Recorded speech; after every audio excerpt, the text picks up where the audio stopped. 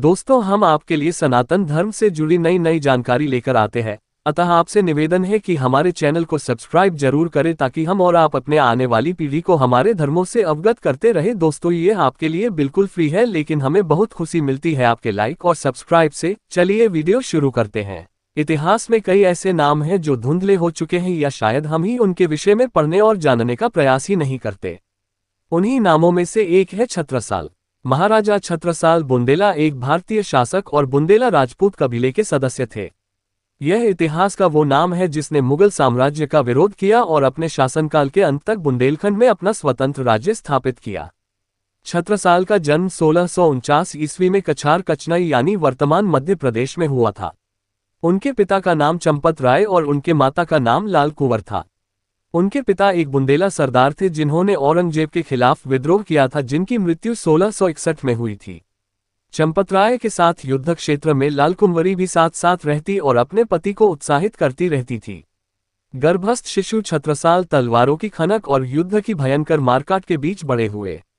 यही युद्ध के प्रभाव उसके जन्म लेने पर जीवन पर असर डालते रहे।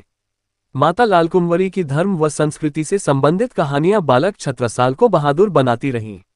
अन्याय के प्रति कड़ा प्रतिकार करना और दुश्मन को धूल चटाने के अधिक किस्से उसने सुने। बाल्यावस्था में छत्रसाल क्षत्रिय धर्म का पालन करता हुआ विद्रोहियों से मुक्त होकर स्वतंत्र देश में सांस लेना चाहता था। बालक छत्रसाल मामा के यहाँ रहता हुआ अस्त्र शस्त्रों का संचालन और युद्ध कला में पारंगत होता रहा। 10 वर्ष की अवस्था तक छत्रसाल कुशल सैनिक बन गए थे।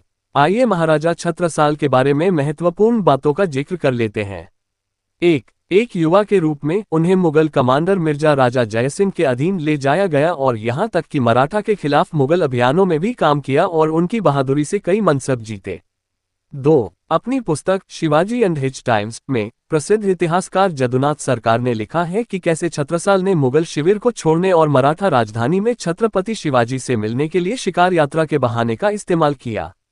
उन्होंने महान गुरिल्ला योद्धा से उन्हें नियुक्त करने का अनुरोध किया, लेकिन उन्हें योद्धा ने सलाह दिया कि वे अपने वतन लौट जाएं और अपनी स्वतंत्रता के लिए लड़ें। 3. युवा छत्रसाल ने छत्रपति शिवाजी की सलाह मानी और बुंदेलखंड वापस लौट आए।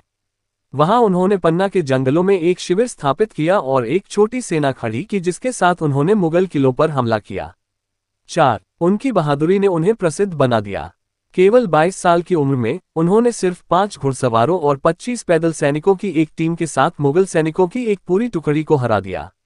जल्द ही उसका राज्य पूर्व में पन्ना और पश्चिम में ग्वालियर तक फैल गया। इसके बाद के वर्षों में छत्रसाल ने बुंदेलखंड में मुगलों की उपस्थिति के खिलाफ लड़ना कभी नहीं छोड़ा। 5. अपने लोगों के प्रति सम्मान और प्रेम की भावना के लिए अत्यधिक सम्मानित थे छत्रसाल। उनके व्यक्तित्व से प्रेरित होकर संत प्राणनाथ ने उन्हें महाराजा की उपाधि दी थी। दिलचस्प बात यह है कि स्थानीय लोककथाओं के अनुसार माना जाता है कि इस संत ने राजा को वरदान दिया था कि अनमोल हीरे हमेशा आपके राज्य में पाए जाएं। इसी से पन्ना की विश्व प्रसिद्ध हीरे की खानों की खोज हुई। 6.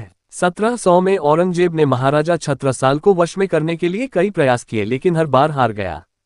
दरअसल 1730 में मुगलों ने अपने प्रसिद्ध पठान योद्धा मोहम्मद खान बनगश को बुंदेलखंड भेजा था। हालांकि छत्रसाल अब वृद्ध हो चुके थे, लेकिन तब भी उन्होंने पेशवा बाजीराव प्रथम की मदद से मुगलों पर अंतिम जीत हासिल की।